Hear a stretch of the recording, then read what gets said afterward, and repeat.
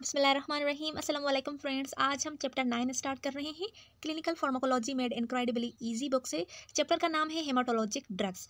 इस चैप्टर में हम हेमाटोलॉजिक ड्रग्स के बारे में पढ़ेंगे। स्टार्ट करते हैं हेमाटोलॉजिक ड्रग के बारे में। Drug and the हेमाटोलॉजिक system. हेमाटोलॉजिक system में हमारे पास क्या हो गया? हेमाटोलॉजिक सिस्टम में हमारे पास ब्लड आ गया। ठीक है।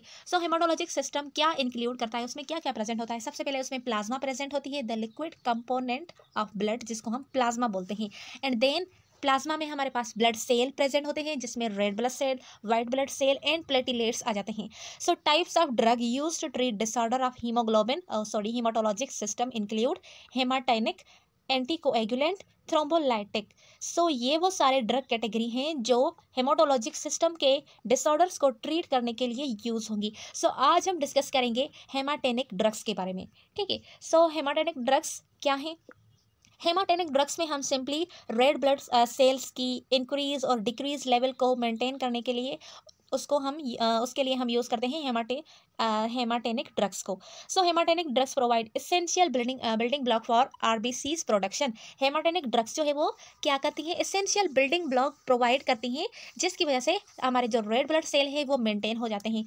They do so by increasing haemoglobin. कैसे करवाते हैं? इंक्रीज हीमोग्लोबिन करके। The necessary element for oxygen transportation. अब हमें ये भी पता है जो हीमोग्लोबिन है वो नेसेसरी एलिमेंट है ट्रांसपोर्ट ऑफ ऑक्सीजन के लिए। देखते हैं इस सेक्शन में हम डिस्कस करेंगे हेमाटेनिक ड्रग्स के बारे में, जिसमें हमारे पास iron, vitamin B12 and folic acid वाले ड्रग्स आ जाते हैं। Iron, vitamin B12 and folic acid. ये वो सारी ड्रग्स हैं जो कि यूज होती हैं to treat microcyte and macrocyte anaemia. Microcyte and macrocyte anaemia, इसका क्या मतलब है? माइक्रोसाइटिक एनीमिया का मतलब होता है कि जो रेड ब्लड सेल है उसकी साइज डिक्रीज हो जाए, और मैक्रोसाइटिक एनीमिया का मतलब है कि जो रेड ब्लड सेल है उनकी साइज इंक्रीज हो जाए। माइक्रोसाइट में डिक्रीज हो जाती है और मैक्रोसाइट में इंक्रीज हो जाती है सेल की size. As well as other drugs which are epoetin alpha and darbepoetin alpha which may be treat some normocytic anaemias. अब ये दोनों वो ड्रग्स हैं जो कि यूज होते हैं नॉर्मोसाइटिक एनीमियाज के लिए। अब नॉर्मोसाइटिक एनीमिया क्या है? माइक्रोसाइटिक और मैक्रोसाइटिक में तो हमें पता चल रहा था कि माइक्रो में रेड ब्लड सेल की साइज डिक्रीज हो रही है, मैक्रो में रेड ब्लड सेल की साइज इंक्रीज हो रही है। लेकिन नॉर्मोसाइटिक में ऐसा नहीं है। नॉर्मोसाइटिक में सेल की जो साइज है, रेड ब्लड सेल की जो साइज है वो सेम होती है, नॉर्मल होती है। नॉर्मल मीन्स नॉर्मल, लेकिन डिक्रीज लेवल ऑफ हीमोग्लोबिन होती है इसमें। क्या? नॉर्मोसाइटिक में हीमोग्लोबिन की लेवल डिक्रीज होती है। नॉर्मोसाइटिक एनीमियाज को ट्रीट करने के लिए हमारे पास है ओपोएटिन अल्फा एंड डार्बेपोएटिन अल्फा। इस वीडियो लेक्चर में हम आयरन के बारे में डिस्कस करेंगे।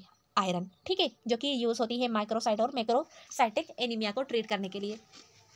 आयरन सबको पता है कि यूज होती है ब्लड के लिए, ब्लड की फॉर्मेशन के लिए, रेड ब्लड सेल की फॉर्मेशन के लिए। Iron preparation are use to treat the most common form of anaemia. ठीक है। आयरन जो होती है वो most common form of anaemia को आयरन डिफिशियंसी एनीमिया को ट्रीट करने के लिए यूज होती है। Iron preparation discussed in this section include ferrous fumarate, ferrous gluconate, ferrous sulphate, iron dextran, iron sucrose and sodium ferric gluconate complexes. अब ये वो सारी आयरन है जो कि यूज की जाती हैं to treat iron deficiency anaemia, यानी जिसको आयरन की डेफिशिएंसी की वजह से एनीमिया हो, उसके लिए ये वो सारी ड्रग्स जो है वो यूज होती हैं। अब हम देखेंगे इनकी फार्माकोकाइनेटिक्स कि हाउ ड्रग सर्कुलेट। ठीक है, बॉडी इनके साथ क्या कर रही है ड्रग्स के साथ। Iron is absorb primarily from the duodenum and upper jejunum of the intestine. अब हमने जीआई ट्रैक्ट में डाइजेस्टिव सिस्टम डिस्कस करते हुए ये डिस्कस किया था कि जो आयरन होती है वो प्राइमरली सबसे पहले कहाँ से एब्जॉर्ब होती है? Duodenum and upper jejunum of the intestine से एब्जॉर्ब होती है। The formulation don't vary in their rate of absorption. ठीक है, उनकी जो फॉर्मुलेशन है वो वेरी नहीं होती रेट ऑफ एब्जॉर्प्शन में, but they do very in the amount of elemental iron supplied. अब वो वेरी कर सकती हैं जो अमाउंट उसको आयरन का जो एलिमेंटल अमाउंट सप्लाइड किया गया है उनमें वेरी कर सकती हैं।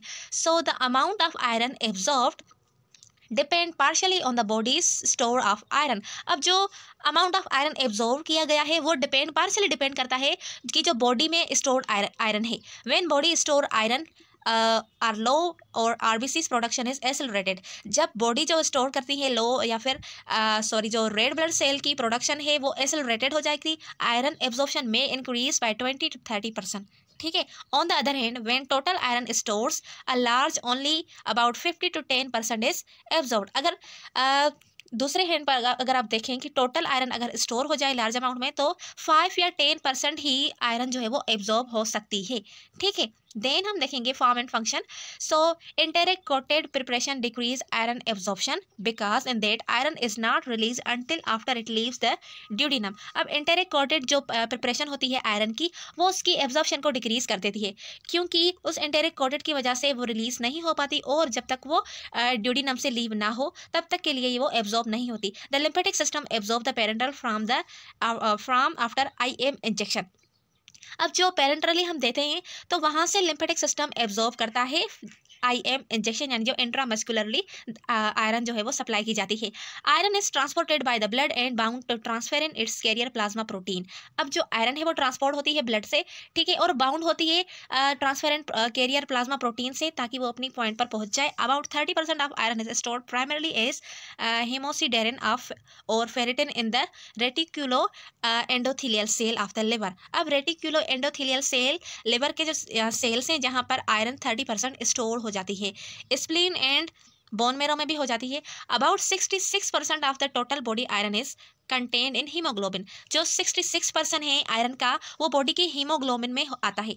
ठीक है, एक्सेस आयरन जो है वो एक्सक्रिएट होती है यूरिन, स्टूल एंड स्वेट से। ठीक है, and through intestinal cell sloughing excess iron is also secreted in breast milk. तो ये थी ड्रग की एब्जॉर्प्शन और इसकी एलिमिनेशन, जिसको हमने डिस्कस कर लिया कि कैसे वो ड्रग जो है वो एब्जॉर्ब हुई और उसके बाद कितना परसेंट उस ड्रग का और कौन से एरिया या फिर कौन से रूट से कितना परसेंट ड्रग का एलिमिनेट हुआ। ठीक है, तो ये हो गई इसकी फार्माकोकाइनेटिक्स। अब हम देखेंगे आयरन की फार्माकोडायनामिक्स कि हाउ ड्रग एक्ट। अब फार्माकोडायनामिक्स में हमें पता होता है कि जो ड्रग है वो क्या एक्ट करती है, क्या सलूक करती है हमारी बॉडी के साथ। तो आयरन का क्या रोल होगा यहाँ पर? It's most important role is the production of haemoglobin. अब आयरन का जो मोस्ट इंपॉर्टेंट रोल है वो क्या है? हीमोग्लोबिन की प्रोडक्शन करवाना। About 80% of iron in the plasma goes to the bone marrow. अब जो 80% आयरन है प्लाज्मा में वो बोन मेरो तक जाती है, वेयर जहाँ पर वो यूज होती है एरिथ्रोपोइसिस यानी production of red blood cell. Red blood cells की प्रोडक्शन के लिए 80% आयरन बोन मेरो तक ट्रांसफर होकर जाती है। ठीक है, देन हम इसकी फार्माकोथेरेपेटिक्स देखेंगे, जिसमें हम देखते हैं हाउ ड्रग्स आर यूज्ड। जो ड्रग है वो कैसे यूज़ किए जाते हैं। ठीक है, आयरन को हम कैसे यूज़ करेंगे? Oral iron therapy is use to prevent और ट्रीट आयरन डिफिशियंसी एनीमिया। अब ओरली अगर हम आयरन देते हैं तो वो प्रिवेंट और ट्रीट करेगी आयरन डिफिशियंसी एनीमिया को। It's also use to prevent anaemia in children ages 6 months to 12 years because this period of rapid growth and development. अब हम जो है ना वो अब एनीमिया को प्रिवेंट कर सकते हैं 6 मंथ से 2 साल के बच्चे में, बिकॉज 6 और 2 साल का जो बच्चा होता है तब का जो टाइम पीरियड होता है वो रैपिड ग्रोथ और डेवलपमेंट का होता है। तो तब हम ओरली आयरन थेरेपी देकर उसकी आयरन डेफिशिएंसी एनीमिया को ट्रीट कर सकते हैं। ठीक है, तो ये है उसका फार्माकोथेरेपेटिक्स कि हम कैसे यूज़ करते हैं। सो नेक्स्ट हम देखें कि प्रेग्नेंट वुमेन को आयरन की सप्लीमेंट बहुत ज़्यादा नीड में होती है, बिकॉज उसके वो में फिटस भी होता है जो कि डेवलप कर रहा होता है और उसको भी आयरन की ज़रूरत होती है। सो अ प्रेग्नेंट वुमेन में need iron supplement to replace the iron used by the developing foetus. अब और जो प्रेग्नेंट वुमेन है उसको आयरन की सप्लीमेंट चाहिए होगी, क्योंकि जो आयरन उसका जो पेट में फिटस है वो यूज़ कर रहा है, तो उसकी मदर के लिए यानी जो प्रेग्नेंट वुमन है उसके लिए उसकी नीड्स के मुताबिक जो आयरन है वो कम हो रही है। So she should take oral iron therapy in the form of parental vitamins unless she is unable to take iron. अब वो ओरल आयरन थेरेपी भी ले सकती है, अगर वो उसके काबिल नहीं है तो वो पेरेंटली विटामिन्स भी यूज़ कर सकती हैं। वो विटामिन्स तब यूज़ करेंगी जब she is unable to take iron. ठीक है, देन हम देखेंगे इन अल्टरनेट रूट। अब अल्टरनेट रूट क्या होगा? जो पहला रूट है वो तो है ओरल थेरेपी। ठीक है, ओरली हम आयरन की थेरेपी दे रहे हैं, लेकिन अल्टरनेटिव जो रूट है वो क्या होगा? Parenteral iron therapy. अब parenteral iron therapy is used for patient who can not absorb oral preparation.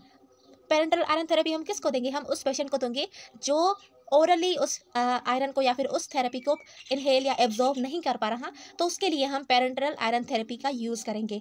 सो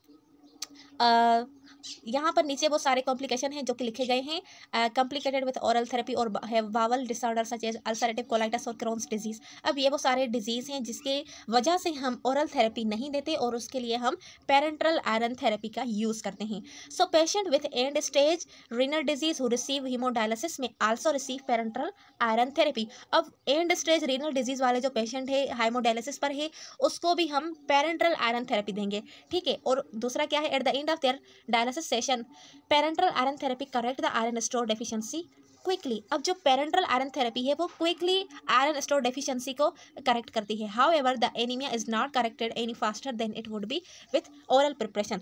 तो पेरेंटली का ये फ़ायदा है कि वो जो है ना क्विकली उस आयरन स्टोर डेफिशिएंसी को करेक्ट करती है, जो कि ओरल प्रिपरेशन वैसे नहीं कर सकती। सो ये था उसका अल्टरनेट रूट। देन हम देखते हैं there are 2 parental iron product available. So iron dextran is either given by IM injection और स्लो कंटिन्यूस IV इन्फ्यूजन। अब जो आयरन डेक्स्ट्रान है वो हम IM इंजेक्शन से भी देख सकते हैं और स्लो कंटिन्यूस IV इन्फ्यूजन से भी देख सकते हैं। Iron sucrose indicated for use in haemodialysis patient. अब जो आयरन सक्रोज है वो इंडिकेटेड होती है जो हीमोडायलिसिस वाले पेशेंट होते हैं और उसको हम IV इन्फ्यूजन से एडमिनिस्टर कर सकते हैं। ठीक है, तो ये हो गई उसकी फार्माकोथेरेपेटिक्स की किस तरीके से हम आयरन का यूज़ करेंगे और कैसे करेंगे। ठीक है, सो ड्रग इंटरेक्शन। अब यहाँ पर इन्होंने दूसरी पॉइंट को हाईलाइट किया है। Before you give that drug parenteral iron, before administering parenteral iron be aware that it has been associated with anaphylactoid reaction. अब अगर आप बिफोर एडमिनिस्टरिंग यानी पहले आप एडमिनिस्टर करने से पहले आपने अवेयर होना है आपने अवेयर होना है कि आयरन थेरेपी की वजह से एनाफाइलेटिक शॉक या फिर एनाफाइलेटिक रिएक्शन वगैरह तो नहीं हो रही। ठीक है, उसके लिए आपने एडमिनिस्टर इनिशियल टेस्ट, आपने पहले इनिशियल टेस्ट करनी है। ठीक है, उसमें क्या होगा, doses before a full dose infusion to evaluate for potential reaction. आपने थोड़ा सा डोज देना है। ठीक है, डोज देने के बाद आप देखेंगे कि किसी भी किस्म का कोई पोटेंशियल रिएक्शन तो नहीं शो हो रहा। ठीक है, देन आप continue to the monitor patient closely because delayed reaction can occur 1 to 2 days। अब आपने डिलेड रिएक्शन का भी इंतजार करना है क्योंकि कभी कभार जो रिएक्शन डिलेड रिएक्शन 1 और 2 डेज के बाद भी अगर होता है। सो इसके लिए आपने 1 to 2 डेज तक उसको मॉनिटर करना है कि किसी भी किस्म का कोई उसको रिएक्शन तो अकर नहीं हो रहा। ठीक है, sign and symptoms of anaphylactic reaction to parental iron include. अब साइन और सिम्टम्स क्या होंगे जब हम पेरेंटली आयरन की टेस्ट करेंगे। सो सबसे पहले जो उसका सिम्टम होगी वो होगी arthralgia, backache, chest pain, chills, dizziness, headache, malaria, fever, myalgia, nausea, vomiting, hypotension and respiratory distress. तो ये वो सारी साइन एंड सिम्टम्स है जो कि अगर होगी आफ्टर पेरेंटल आयरन टेस्ट से। ठीक है, तो ये सारी चीज़ें आपने नोट करनी है। देन हम देखेंगे एडवर्स रिएक्शन की आयरन के एडवर्स रिएक्शन क्या हो सकते हैं। So the most adverse reaction to the iron therapy is gastric irritation and constipation. अब आपने ये बात नोट की होगी कि कभी कभार आपने अगर आयरन की थेरेपी ली है तो उसकी वजह से कॉन्स्टिपेशन और गैस्ट्रिक इरिटेशन होती है, जिसकी वजह से आपका जो स्टूल का कलर है वो डार्किन ऐसे ब्राउन कलर का हो जाता है। ठीक है, और दूसरी इसकी क्या है adverse reaction, the liquid form can stand the teeth. अगर आप आयरन की थेरेपी लिक्विड फॉर्म में ले रहे हैं, जैसे हमारे पास सिरप आ जाते हैं, पोलीबियान, शायद आपने सुना होगा इस सिरप का नाम। तो अगर हम लिक्विड फॉर्म में आयरन को यूज़ कर रहे हैं, एब्जॉर्ब कर रहे हैं, तो हमारे जो टीथ हैं उसके ऊपर स्टेन आ जाएगा, यानी इस टीथ का जो कलर है वो चेंज हो जाएगा। ठीक है, ब्लैक एंड ब्राउनिश थोड़ा ऐसा हो जाएगा। सो देन क्या है, parental iron has been associated with anaphylactic reaction. अब एनाफाइलेटिक जो शॉक होता है और जो एनाफाइलेटिक शॉक के रिएक्शन, ठीक है, तो ये सारे जो एडवर्स रिएक्शन है वो पेरेंटल आयरन से हो सकते हैं। अगर हम पेरेंटली आयरन को एडमिनिस्टर कर रहे हैं तो उसकी वजह से जो एडवर्स रिएक्शन है वो एनाफाइलेक्टॉइड रिएक्शन हो सकता है। So these was the adverse reaction of iron therapy. ठीक है, तो